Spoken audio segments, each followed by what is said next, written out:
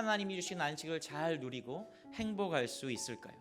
룻기를 통해 알 수 있는 하나님이 주시는 안식의 방법은 중재자를 통해서 우리에게 안식을 주신다라는 겁니다. 룻에게는 나오미라고 하는 중재자가 있었어요. 나오미는 어떤 중재자였는가? 중재자 자신보다 중재를 받는 사람에게 하나님의 축복이 임하기를 바라는 중재자였다라는 겁니다. 본문이 소개하는 나오미는 자신의 행복만을 추구하지 않아요. 오히려 나오미는 어땠냐? 자신의 며느리 룻에게 안식을 주기를 원하고 있다라는 거죠. 나오미의 삶의 목적이 무엇이었습니까?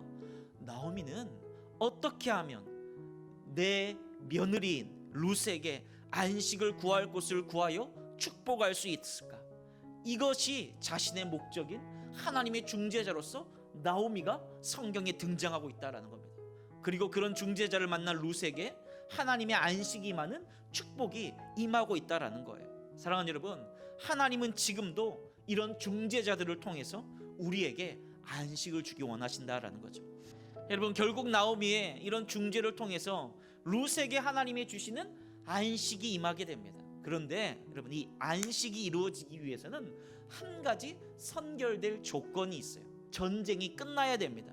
그럼 우리에게 인생을 살다 보면 많은 전쟁이 있습니다. 그럼 마음의 전쟁, 돈 때문에 겪는 전쟁, 질병 때문에 겪는 전쟁, 사람들과의 관계로 말미암는 전쟁, 수많은 전쟁 속에 있는데 그 전쟁을 그치기 위해서 결코 우리와 함께 쉬지 않고 계신 분이 계신데 그분이 누구냐? 우리가 믿는 삼위 하나님이시다라는 겁니다.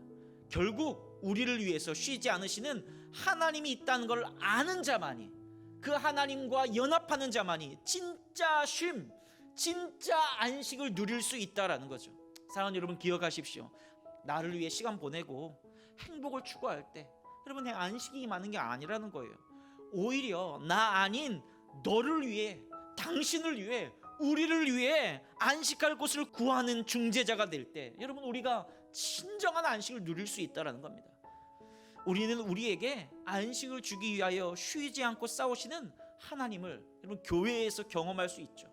아니, 오로지 교회 공동체에서만 경험할 수 있습니다.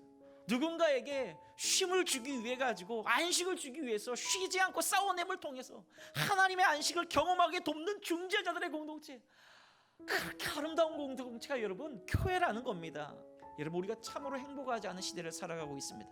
그런데 하나님이 룻을 통해서, 룻기를 통해서 전혀 다른 이야기를 하시는 겁니다. 사람들이 서로가 서로를 향하여 으르렁거리고 서로가 서로에게 정죄하고 심판하고 투쟁하는 삶이 아니라 서로가 서로에게 중재자가 되어서 진정한 안식을 위해 싸우는 삶을 살아가라는 겁니다. 사랑하는 여러분, 세상이 요구하는 시대 정신에 속지 마십시오. 도무지 불가능할 것처럼 보이는 상황이지만 우리를 위해 쉬지 않고 싸우시는 하나님을 붙드셔서 룻이 경험하는 그 놀라운 안식, 그 놀라운 축복, 나오미의 축복, 보아스의 축복을 경험하시기를 주의 이름으로 축원합니다.